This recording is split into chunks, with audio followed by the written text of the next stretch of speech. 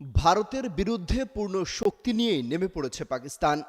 শত শত ড্রোন আর শক্তিশালী মিসাইল দিয়ে একযোগে হামলা চালিয়েছে ইসলামাবাদ। এতে কয়েকদিন ধরে চলা যুদ্ধ খেলা যেন রীতিমতো ফাইনাল ম্যাচে গড়ালো।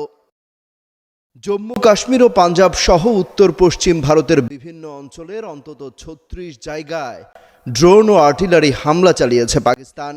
বারামুলা থেকে ভুজ পর্যন্ত বিস্তৃত এই হামলায় বহু ক্ষয়ক্ষতি হয়েছে। শুক্রবার রাতে পাকিস্তান এই হামলা চালায় বলে স্বীকার করে নিয়েছে ভারতের সেনাবাহিনী।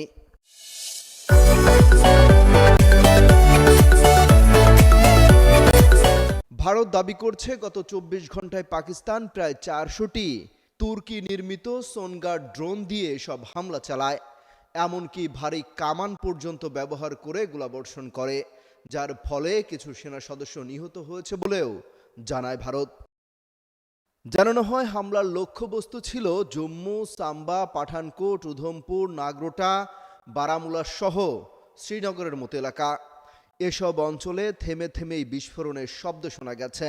ভারতের দাবি, শ্রীনগর বিমানবন্দর ও আওয়ান্তিপোরা বিমান ঘাঁটিতে ড্রোন হামলার চেষ্টা করলে তা আগেই ভূপাতিত করা হয়।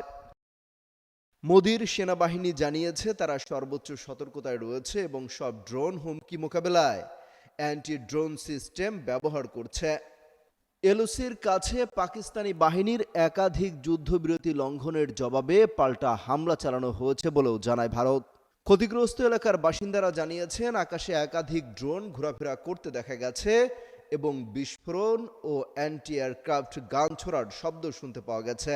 নিরাপত্তার জন্য অনেক জেলায় ব্ল্যাকআউট জারি করা হয় এবং সাইরেন বাজিয়ে সতর্ক করা হয়।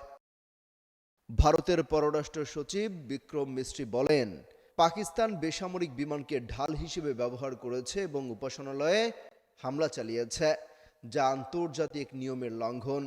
উইং কমান্ডার বিওমিকা সিং জানান, ভারত পাল্টা জবাবে পাকিস্তানের 4টি এয়ার ডিফেন্স ঘাঁটিতে সশস্ত্র ড্রোন হামলা চালায়, যার মধ্যে একটি রাডার ধ্বংস করে দেয়া হয়। অমিত হাসান রবিন, যুগান্তর নিউজ।